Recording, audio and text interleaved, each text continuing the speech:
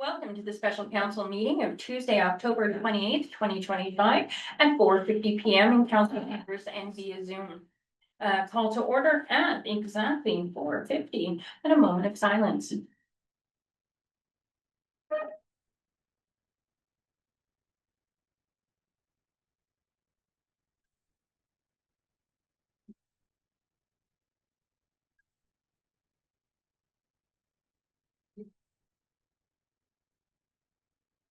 Thank you. Item number 2, land acknowledgement. We acknowledge that the town of Kirkland Lake is located on traditional and unceded territory of Indigenous peoples. We recognize the presence of these Indigenous people in our community since time immemorial and honor the stewardship and care of these lands. We hereby affirm our continued commitment to and responsibility to reconciliation. Item number 3, approval of the agenda, moved by Councillor Ranger, thank you, Councillor Owen. Be it resolved that the agenda for the special meeting of council held on Tuesday, October 28th, 2025 be approved as circulated, and that in accordance with section 26(5) of Planning Act RSO 1990, as amended, any written submission received by the public in relation to the town of Kirkland Lake 2025 official plan review be read at the conclusion of the consultant's presentation.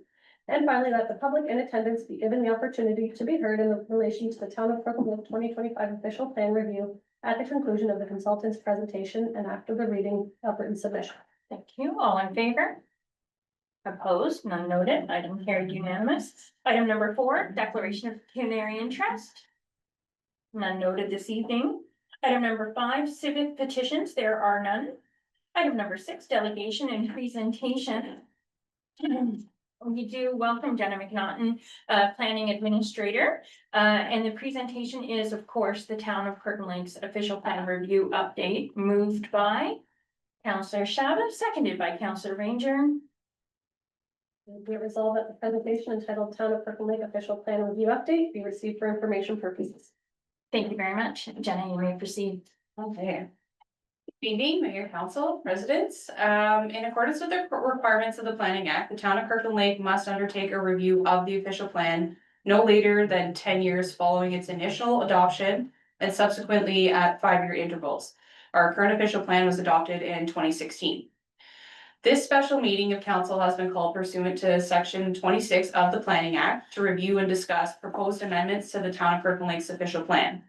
The purpose of this review is to ensure alignment with provincial plans, to address matters of provincial interest, and to maintain consistency with the provincial planning statement. I'll now turn the floor over to our consultants, David Wellwood and Tara Michauville of JL Richards and Associates Limited, to introduce and present an overview of this important project. Good evening. Thanks very much, Jenna, and hi, Madam Mayor and members of council. It's a pleasure to be here. I'll share my screen, introduce myself, and get right into the presentation.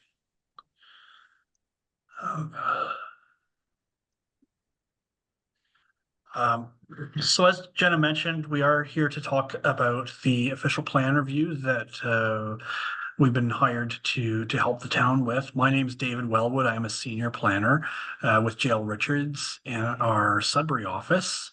I'll let my colleague Tara introduce herself momentarily as well. And together, as well as our mapping technologists, we're helping to update the official plan for the town of Kirkland Lake to ensure conformity with provincial legislation. As we like to joke around in the planning world, the Planning Act changes about every 10 minutes these days.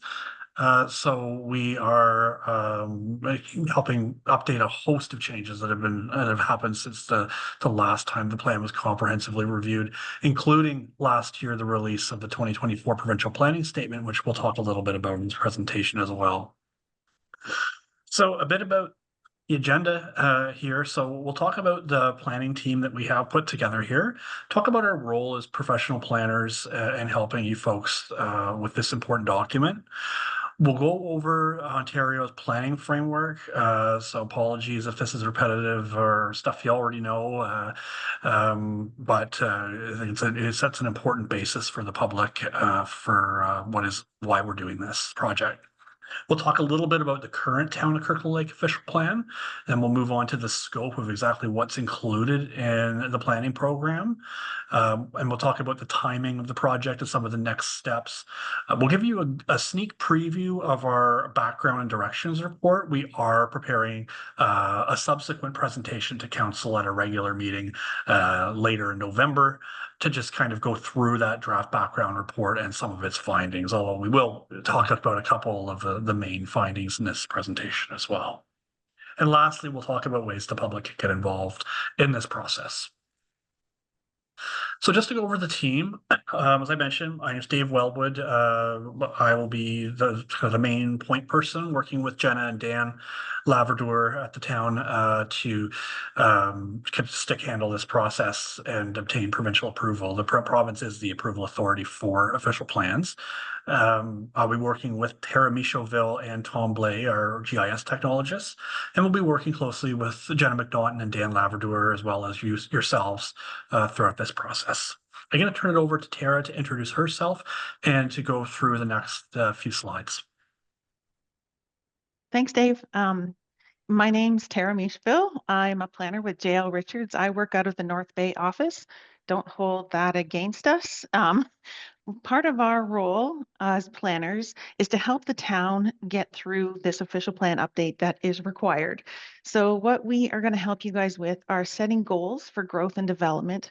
We're going to help by providing tools to manage change. Some of the things that the province is asking is for balancing of interests, including economic, environmental, and social, provincial versus local, and the all-important public and individual interests. These need to be incorporated into the official plan. We are also going to look at managing land and resources and some of the land use decisions that go along with that, including where to locate residential and industrial properties, where do you want your parks and schools, and how to locate essential public services. In the end, this is all shaping the character of the community. To not get into a lot of detail, it's a very brief slide about Ontario's planning framework, but in general, we're governed by some guiding documents, notably the Planning Act, the Provincial Planning Statement, which was just revised 10 minutes ago. No, last October, not 10 minutes ago, but close. And some provincial level plans. The growth plan for Northern Ontario is the one that will apply in Kirkland Lake. These give us guiding principles to update the official plan. And then from there, that affects your zoning, and zoning will affect the zoning bylaw, any minor variances, and land division, talking about consents and subdivisions. So at the moment, Kirkland Lake's official plan helps establish policies for how land should and will be used to meet the needs of the community. As mentioned, it was adopted by council and approved by the Ministry of Municipal Affairs and Housing in 2016, so just under 10 years ago. And what it does is it addresses planning matters such as the location of housing, businesses and industry, the phasing and the shape of development. So we're going to be looking at density, infill, and affordability. The protection of public interest. This is a big one where we have to incorporate the public interest for wetlands, floodplains, big in Kirkland Lake, mineral resources, also cultural heritage, water quality, and shorelines. A general scope of the review that we're going to be taking a look at is going to incorporate some of the most recent legislative and provincial policy changes that have happened in the last 9 to 10 years. And what we're going to do is we're going to take a look at the town's land needs. We're going to take a look at the population and how much land is actually needed for growth. We're going to take a look at housing. Some of the things we need to touch on are affordable housing options and the all-important additional residential units. We're going to factor in climate change wording and policies. We're going to take a look at employment, servicing, transportation, agriculture as it relates mostly to on-farm diversified uses. We're going to also take a look at the parkland and the important natural heritage and hazard section. This is another important policy based on all of the mines that we've found located throughout the town and having the proper setbacks for the safety of the public. So a brief overview of the project, we've divided it into 5 phases. Today, we are just going to be finalizing phase 1, which was the project initiation, where we've had some kickoff meetings, we've collected data. We've also reached out to some of the local and regional Indigenous communities.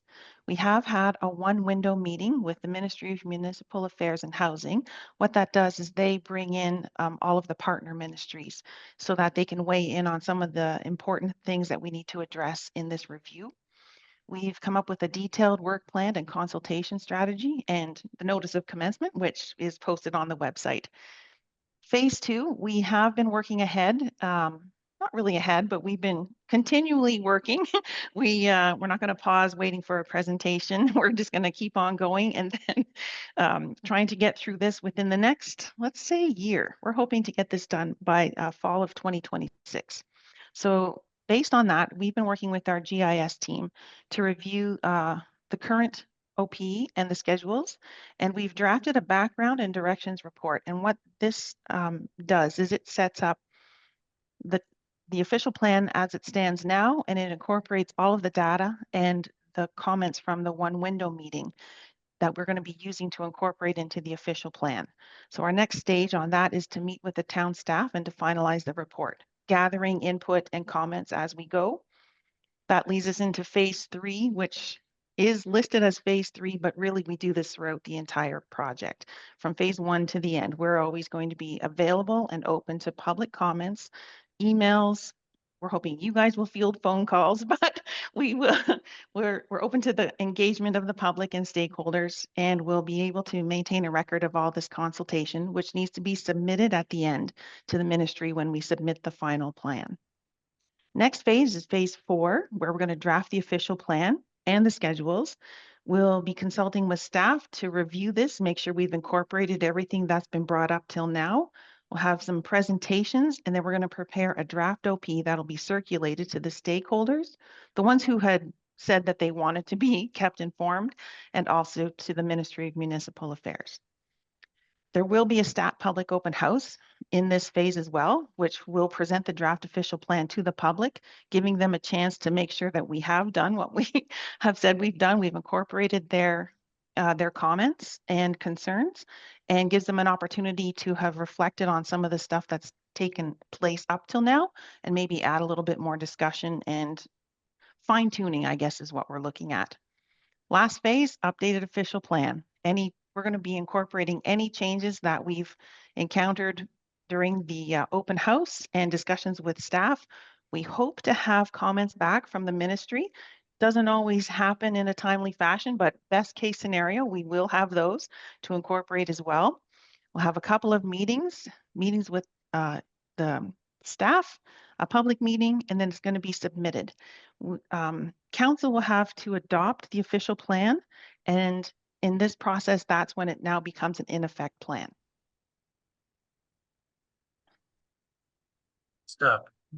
Build on that, Tara. Once it's adopted, we would help staff send it to the Ministry of Municipal Affairs and Housing. They are the approval authority, so it's up to them to approve that plan, hopefully in a timely manner.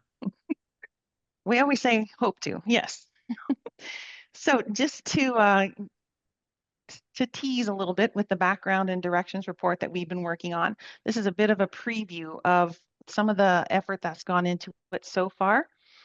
We have to take a look at provincial policy directions, and the provincial planning statement has gone through a lot of changes in the past 9 to 10 years, where they're hoping that all the municipalities will start to prioritize growth and development in the settlement areas. Kirkland Lake has 2 settlement areas, and so that's what we've been focusing the growth and development on. They also want to make sure that the protection of natural resources, natural heritage features and areas are taken care of. The promotion of local agriculture and food, that's become an important provincial policy as well.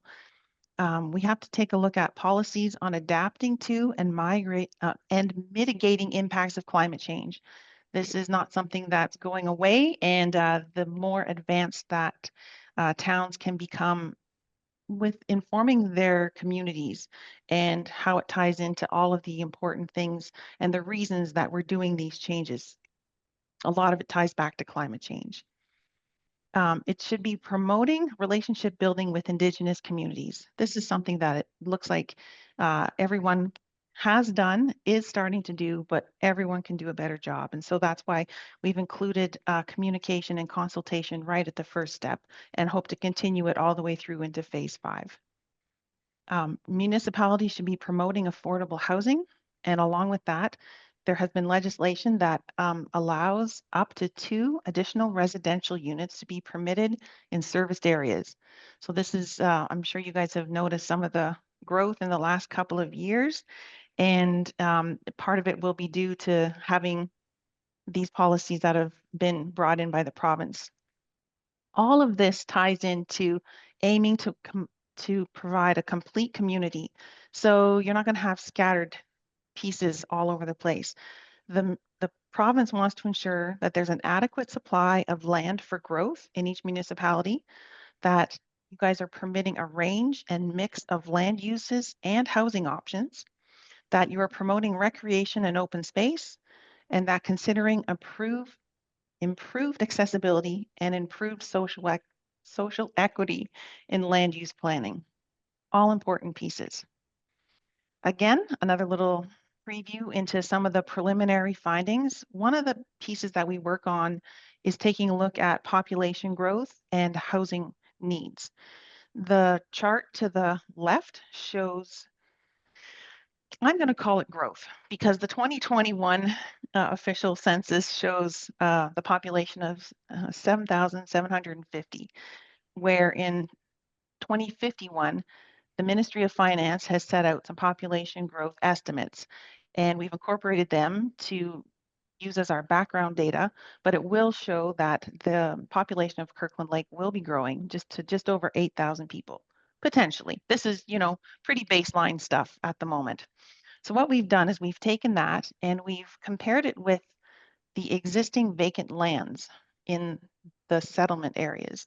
So what we've done is we've taken vacant lands that are zoned for commercial, industrial, residential, and future development, and we've assessed them based on their servicing and their minimum lot requirements. And to accommodate the projected population growth, about 8.8 hectares of land would be required. There's currently 116 hectares of available land in the settlement areas of Kirkland Lake and Swastika. So that's ideal. We're looking at, you're not going to be in a crunch for finding available land and having to make unnecessary expansions. One of the things that we've worked with our GIS team on, though, is to take a look at the actual settlement areas and the land supply. And some of it isn't located in an optimal or preferred location. So based on that, we've taken a look at the GIS team, and they've put together the settlement area for the Kirkland Lake area. And what is suggested is that we would be expanding the settlement area by about 18 hectares just south of, I want to say Premier, just south of Premier Road. And that will tie into the next slide, where we've also taken a look at the settlement area for Swastika. And it's suggested at the moment that we remove 32 hectares from this settlement area, as these are areas that, based on our preliminary analysis, are not optimal for development now, and probably won't be prime development areas in the near future. Okay, thanks very much, Tara. And so I'll just take over the last couple of slides here, just to kind of summarize a previous slide showing the phasing of this project. So really, we're kind of in the tail end of phase 1, although as Tara mentioned, we've already started and made a lot of headway on phase 2. We've consulted, we've met with Matachewan First Nation. We've reached out to a few different First Nation communities to try to get the Indigenous perspectives on the official plan project. And once we will continue to keep them in the loop, as well as the other communities. We do note there will be information posted on the town's website. I sorry, I didn't look to see if it's been posted tonight. Typically, we recommend they be posted around the same time as the special council meeting. So it's not there now. Stay tuned. It will be updated shortly with some information on the official plan review, this presentation, some information on next steps and how to participate, including a comment response sort of comment sheet for the public if people have ideas they'd like to send us that aren't included in either the background report or this presentation.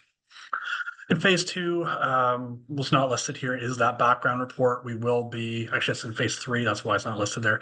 That will be presented to you. We're proposing to come back on November 18th, once we've had a chance to go over any staff comments before we share it with you folks. And then we can present it to you and it'll allow the public at a regular public meeting, a regular council meeting rather, to provide any input as well. And then we can post that on your website.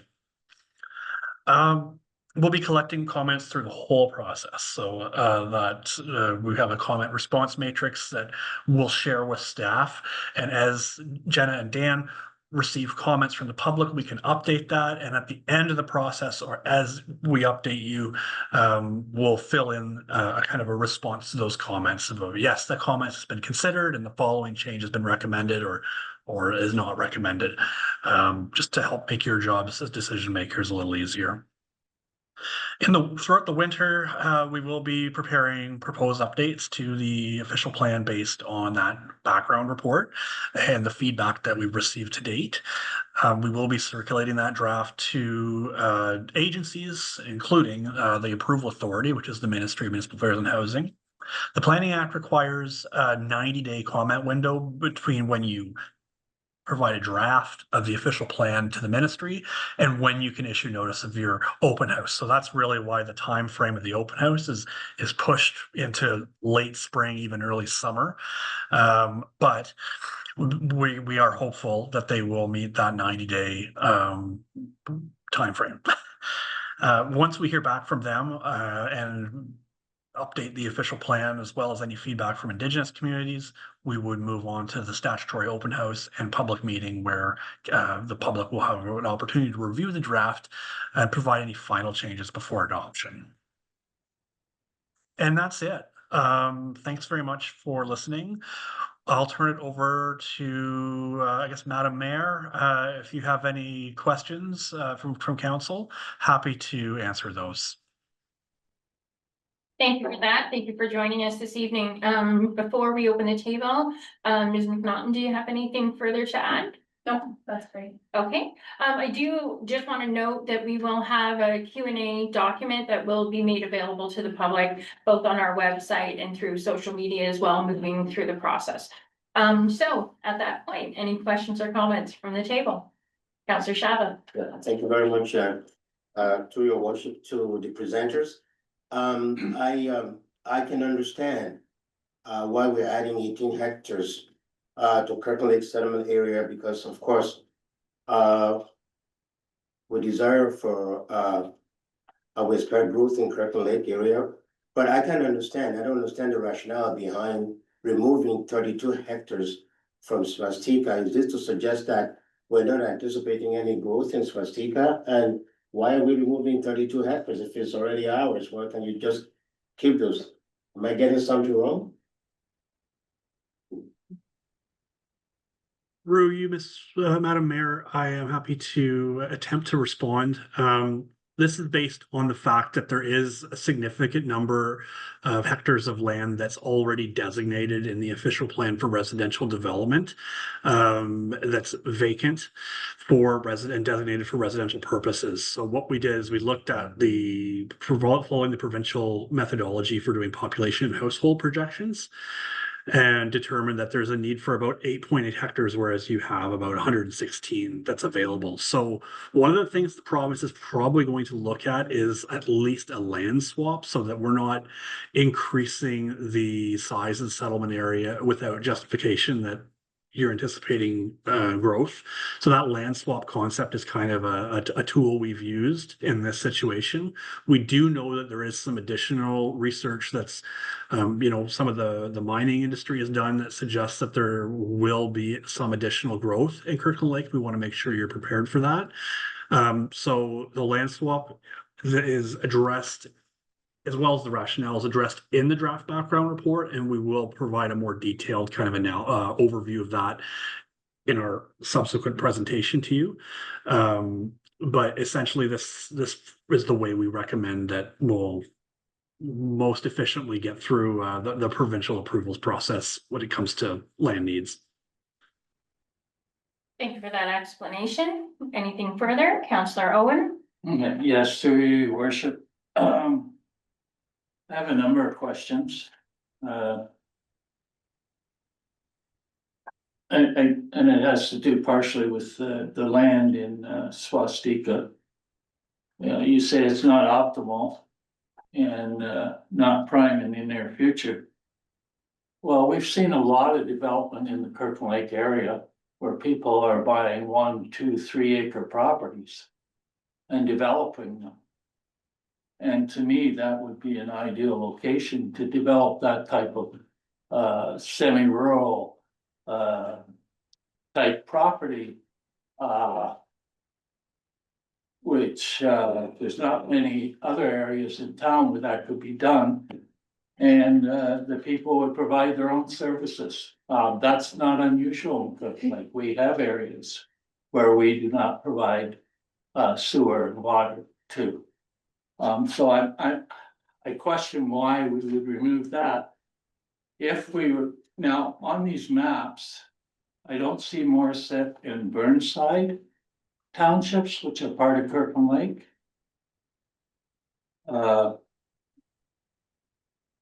It seems to go up as far as Wishman, Wilson Day, Foss Lane.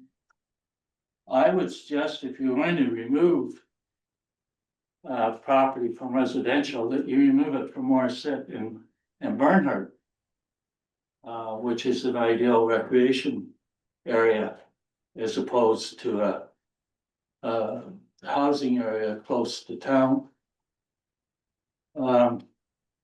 That's some of my concerns. The other concern I have is the population projections.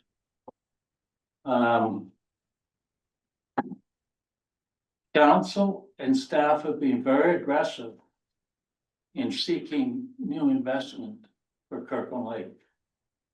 And we have been successful, or I should say staff has been successful. They are doing it with the blessing of Kirkland Lake Council.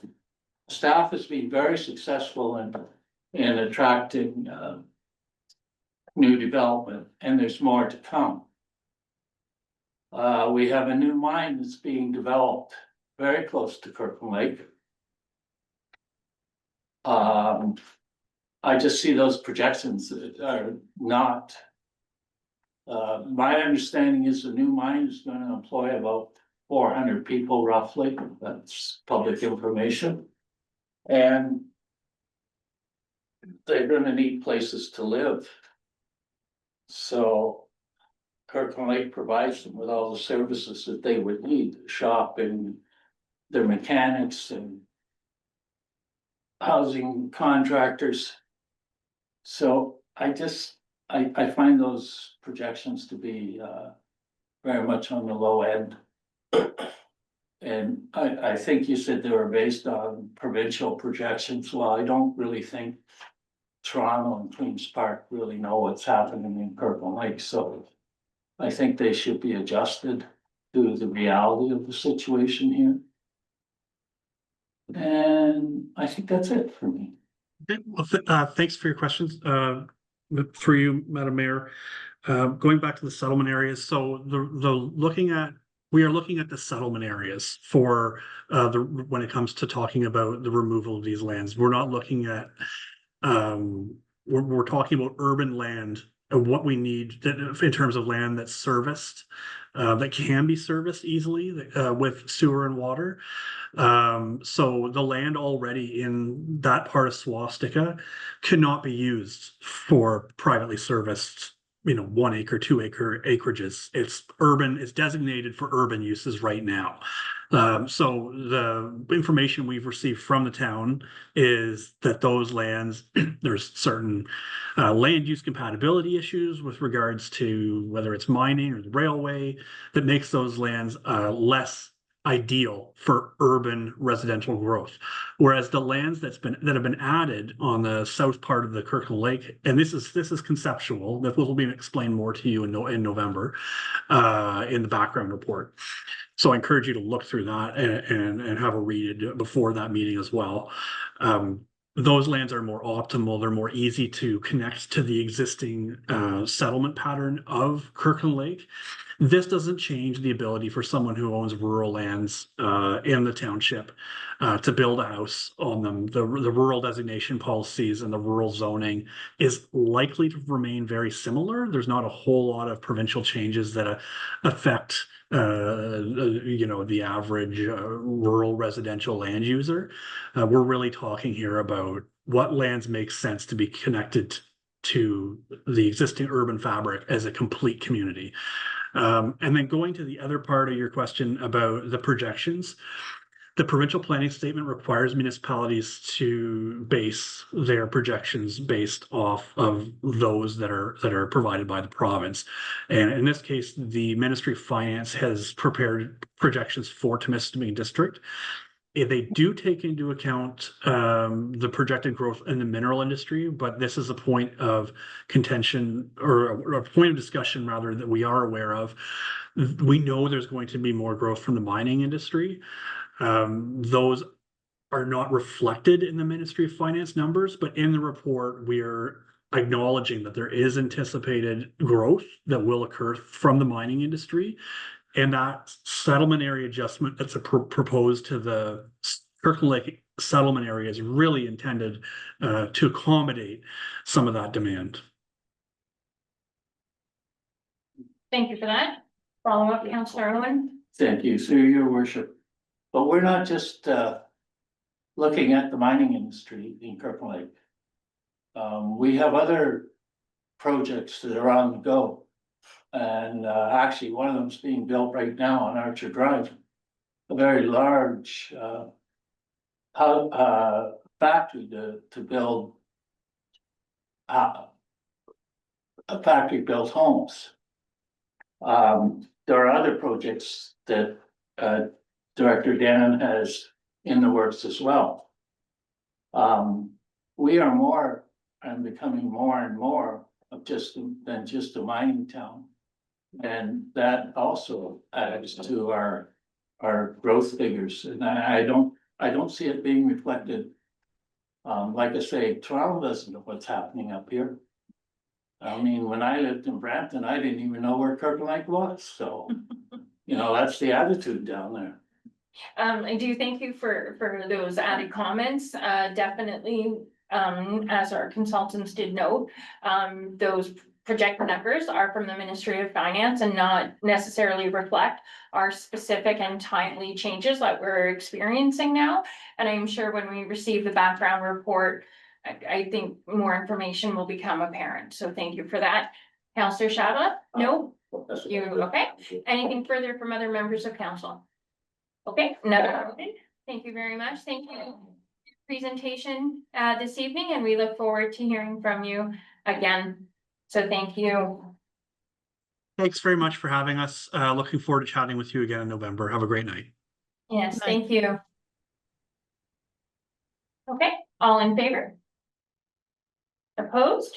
None noted. Item carried unanimous. Item number 6.2, written submissions received from the public 2025 official plan review, moved by. Oh, so we don't even do that part? Yeah. Okay. Okay, sorry. So because there was no official submissions prior, we will be removing item 6.2 from Noting none. or noting none. Sorry, I do. Yeah, so we'll be moving on. Item 6.3, comments from the public 2025 official plan review, moved by Councillor Shabba, seconded by Councillor Ranger. Be it resolved that council receive the comments from the public in relation to the town of Kirkland Lake 2025 official plan review for information purposes. Thank you so much. Just to note, if, any, questions, please, when you come up to the podium to ask, comments or questions, please note your name and your address, just for our records. And at this time, I welcome any members of the public to give public input for our official plan and our open meeting. Any members of the public wanting to speak at this time? It also appears to be none. Thank you very much, everyone.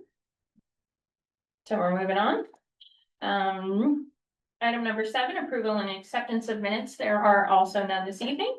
Reports from municipal officers and staff. There are none at this time. Members' motions.